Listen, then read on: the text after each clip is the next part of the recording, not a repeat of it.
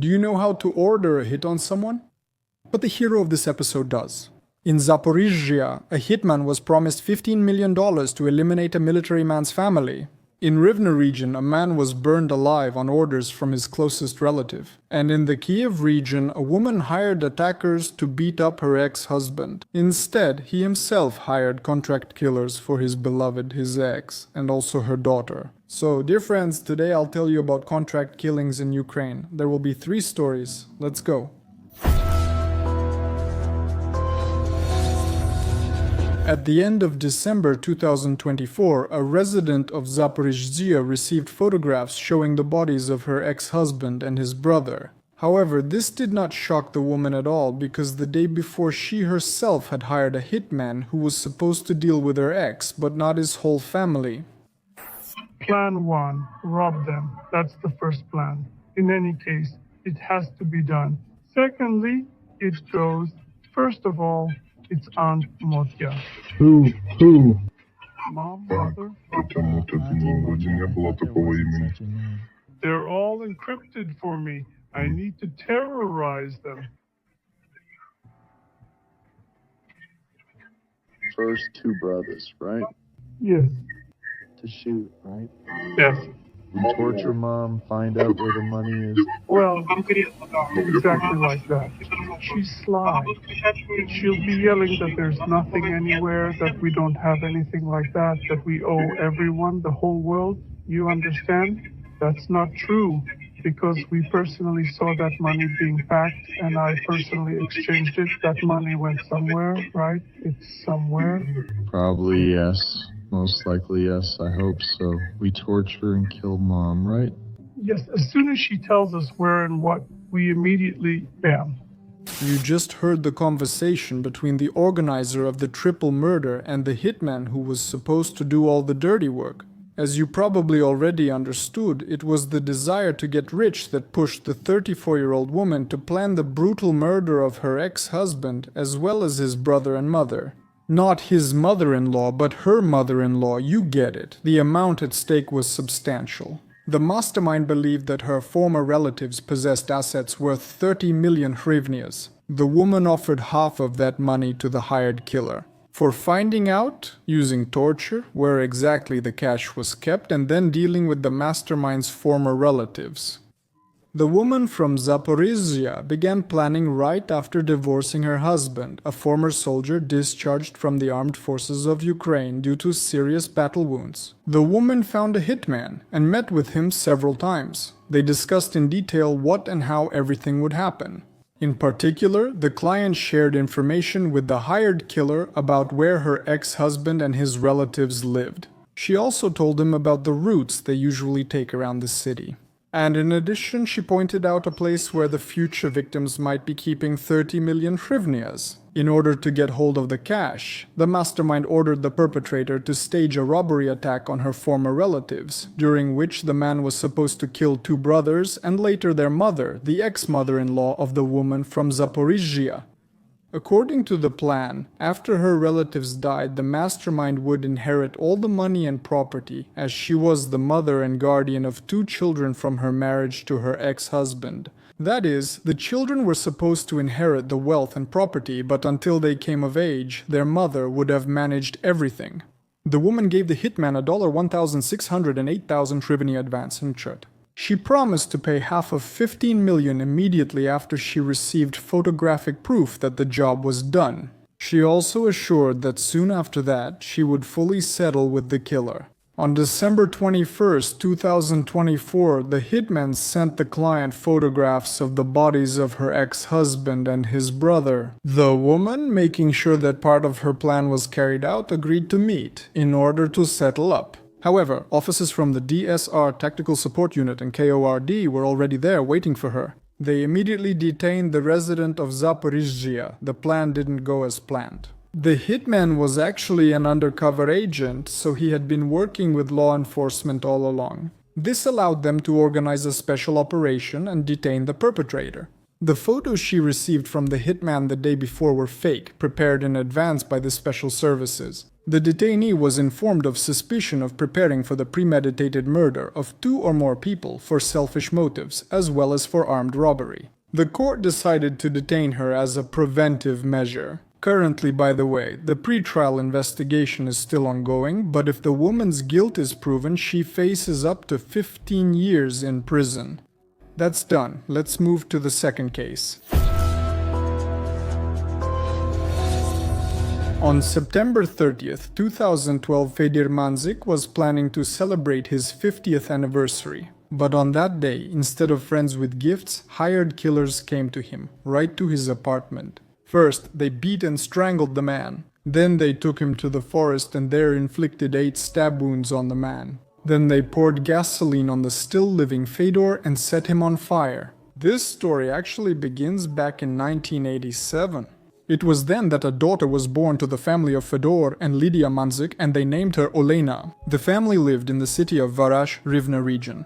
Fedor worked as a truck driver at the nuclear power plant, and his wife, Lydia, worked in construction. Either at the end of the 80s or at the beginning of the 90s, the family received a 2-room apartment. And soon after, in 1999, the couple had another daughter, Natalia. But the family life of this family was not very happy, let's put it that way. The reason was Fedir, who drank heavily and repeatedly resorted to domestic violence. Listen to how his younger daughter talks about it. Mom did everything she could to support us, carrying everything on her shoulders. Dad was always coming home drunk. He beat Mom, stabbed her, and we escaped through windows. My childhood was filled with fights and drinking. He got Mom hooked on vodka and she still can't recover. Eventually, in 1998, Lydia got tired of living like that and decided to leave her husband. Later, she met a truck driver and moved with her daughters to live with him in Odessa. When Natalia, the younger daughter, turned 9, her aunt on her mother's side took the girl to live with her. And at the same time, the woman became the girl's legal guardian. It's unclear why this happened while Natalia's parents were alive. However, considering her story that Fedir was a drunkard and instilled a love of alcohol in Lydia, we can only assume that life in Odessa was also difficult for the sisters. And the conditions in which they grew up were far from ideal. Perhaps that's why social services allowed their aunt to take care of Natalia. Olena was about 14 years old. Her relatives also suggested that she move out from her mother and live with her aunt, but she refused. A few more years passed, and Olena went to Lebanon to work. During that period, the sisters practically stopped communicating. But in 2012, Olena returned from abroad and came to Varaj. She arrived with her 2-year-old son Victor. Olena's relationship with Victor's father ended. She had recently divorced and decided that now she would live with Fedor, that is, with her father. So, on September 29, 2012, Fedor was celebrating his 50th anniversary. Natalia, his younger daughter, and her husband decided to visit her father. Well, to congratulate him and at the same time visit her sister and nephew. But almost as soon as she arrived, dear ones, the woman regretted her decision. When she entered the house, she saw Fedir drunk, and negative memories from her childhood came flooding back. Still, the woman felt leaving for home immediately would be impolite. She also wanted to spend time with her nephew and sister. That evening around 8, Fedir, who had slept all day, woke up and began arguing with Olena. Shortly after this argument, a group of several men came to see the man. Natalia assumed that these were Fedir's guests. Shortly after they arrived, she went to bed together with her husband and nephew. But when they woke up in the morning, neither Fedir nor the guests who had come to see him the day before were at home anymore. Olena told her sister their father went to keep drinking and celebrate his birthday. In reality, at that moment, the man was gone. Not just from the apartment, but from life itself. He was brutally murdered by 4 local residents whom Olena had hired the day before. The case materials state that the motive for this crime was the woman's desire to inherit a share of the apartment where she lived with her father.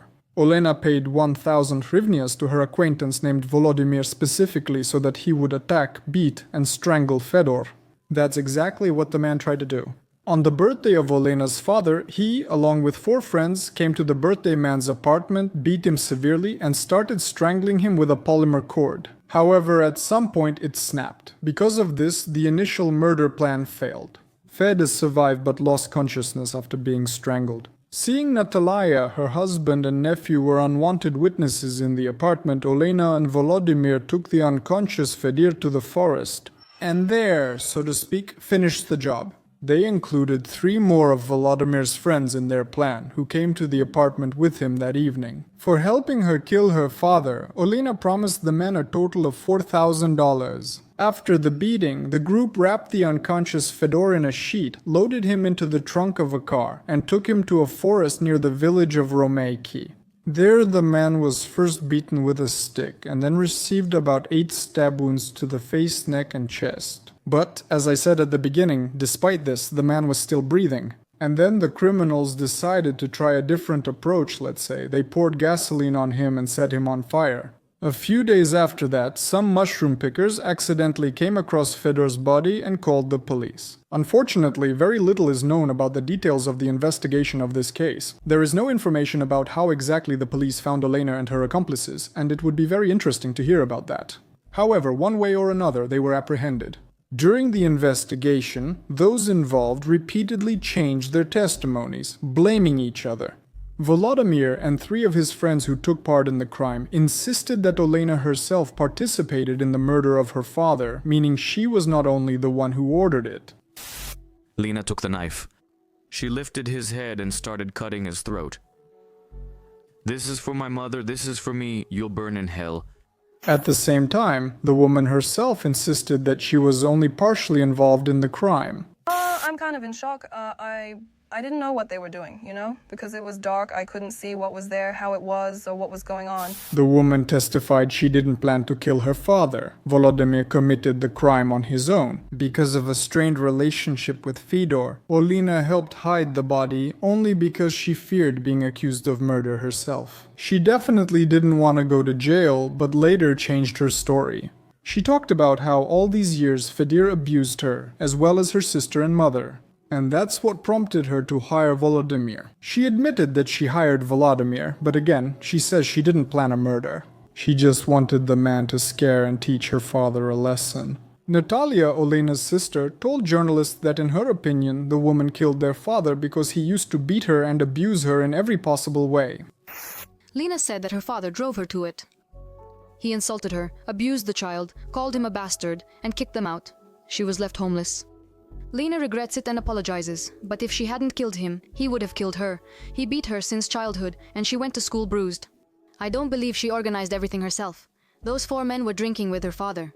Meanwhile, Fedor's sister Valentina thinks the crime was not due to her brother's violence against his daughter, but rather Olena's wish to claim the property. The nieces made their brother out to be a tyrant. They ignored him for 16 years while he lived here alone on welfare. Then his daughters suddenly reappeared. Lena arrived and said he shouldn't live alone in the apartment. He refused to leave, so she hired 4 men. They tortured him before killing him, 8 stab wounds to the neck and chest. He was taken to the forest alive. Fedor regained consciousness, pleaded for release, and offered to give up the apartment. They set him on fire alive. They cannot be forgiven. Now all 5 of them are blaming each other. And the court supported exactly this version of events. During the hearings, which lasted for several years, the prosecution managed to prove that Olena organized and carried out the murder of her father in order to inherit his 2-room apartment. So, this is the official version. On May 27, 2014, the court of first instance found all the accomplices guilty of the crime. Olena was sentenced to 13 years in prison, and her accomplices received from 10 to 12 years. In February 2019, all defendants and the prosecutor appealed. It was his request that was partially granted by the court, which issued a new sentence in the case. Olena will serve 15 years in prison, and her 3 accomplices will each serve 14 years. In addition, all their property will be confiscated. However, the last accomplice, who was sentenced to 10 years by the first court, was released right in the courtroom, since by that time the man had already served his sentence. Well, the days he spent in the pretrial detention center were counted. 1 day of pretrial detention was counted as 2 days of imprisonment. Savchenko, good afternoon. Thank you for watching. Now here's our 3rd story. After divorcing her husband, Nadia Holovach did not want to share the property with him. So the woman decided to hire a man who was supposed to turn her ex-husband into a person with a disability. I myself have a disability, that's okay. But of course, you shouldn't make people disabled. So Nadia hoped that after this, the man would no longer have the strength or the opportunity to sue her. But you see, this plan failed. And soon after, Alexander Holovach decided to pay Nadia back in the same way. He organized a criminal attack, as a result of which the woman and her daughter were supposed to die. In August 2019, information appeared online about the disappearance of 53-year-old Nadia Holovach and her 31-year-old daughter Yulia Zaykovska. Nadia's partner reported the situation to the police. He said that on August 17th, around 8 o'clock in the evening, his beloved and her daughter left Brovary heading towards the capital.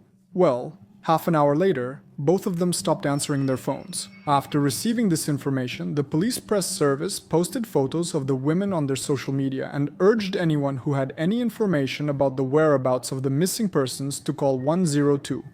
At the same time, the police themselves began searching for the women. The very next day, it became known that the police had managed to find Nadia's car. Inside the car were the vehicle documents and the women's personal belongings. In addition, during the inspection of the car, experts found fingerprints and biological samples of Nadia and Yulia inside the cabin. Since the women themselves were nowhere to be found, the search continued. At that time, it was believed that the women might have been kidnapped because of large debts that Nadia Holovach had allegedly gotten into. In Brovary, she owned a hotel complex together with her daughter, and some local businessmen said that the woman had borrowed money, an unknown amount, and hadn't paid it back. But late in the evening on August 20th, news appeared online that Nadia and Yulia were dead. According to reports in the press, this was a contract killing organized by Nadia's ex-husband. The couple had been married for about 25 years and had accumulated a decent amount of wealth in that time. Even after their divorce, the former lovers spent a long time dividing assets in court. When the man realized he might lose the case, he chose to get rid of his ex-wife and stepdaughter. The Prosecutor General's office spokesperson said Alexander Holovach paid $50,000 for Nadia and Yulia's lives, and the suspects have been detained. But the next day, the case took a new unexpected turn. The police reported that both women are alive. The whole situation turned out to be a staged event, aimed at apprehending the perpetrators and those who ordered the crime. The Security Service of Ukraine representatives soon shared details of the story. Operatives of the Security Service of Ukraine received information that a resident of Brovary, who owns an industrial and construction company, was looking for a hitman through an intermediary to carry out a murder. It was established that the perpetrator ordered the murder of his ex-wife and her daughter because of legal disputes over the division of property after their divorce. According to the information received, the former spouses were contesting ownership rights in court, including shares in the business, real estate, movable property, and even a private plane. For committing the murder, the client, together with his third wife, offered the hitman $50,000. So, after learning that Alexander was looking for a killer, the special services, through intermediaries, connected their undercover hitman with his middleman. After that, the Security Service of Ukraine organized a staged murder of the women. They announced their disappearance online before later reporting the murder. They also created fake photos of Nadia and Yulia supposedly dead. The killer gave these photos to the client, and in turn the client partially paid him. Based on this, he was detained by law enforcement. Besides Alexander and his intermediary, 2 other men were involved in the crime. Moreover, as is known, Holovach's current wife was aware of her husband's plans. Eventually, law enforcement officers managed to detain all 4 accomplices. Searches were conducted in Alexander's house, during which part of the money he planned to use to pay for the committed crime was found. Olesha Orlova, spokesperson for Ukraine's Department of Internal Security, said this isn't the first time life and death conflicts have occurred between the former lovers. Literally, the reason is still the same division of property. A few years before the staged murder of the women, Nadia Holovach ordered an attack on Alexander. The woman didn't want to share their jointly acquired property with him, So she turned to criminals, asking them to make sure he would have neither the ability nor the strength to take her to court, to make him disabled. Moreover, in an interview that Alexander Holovach gave a few years before all this happened, he claimed that Nadia was planning not only to have him beaten, but actually to have him killed. They agreed on $3,000 for the beating, as far as I know, and for the murder, $10,000. Very cheap, so if she hadn't been stingy with the money, we wouldn't be talking right now. Alexander, clearly inspired by Nadia's actions, chose to repay her similarly, but at a slightly higher cost. But to be fair, it's worth noting that the man himself had repeatedly tried to harm Nadia in the past. For example, he once tried to demolish the Zilekim Parom complex, managed by the woman, with an excavator. And shortly before he actually ordered her murder, he set the woman's car on fire 3 times. As for the verdict, the media currently has no information on whether a verdict has been delivered in this case. All that could be found was a report from 2019 which stated that the person who ordered the crime and the other individuals involved could face life imprisonment. And you might be in for a good mood, because that's what I wish for you, along with health and happiness in general, and always stay safe, whole and healthy.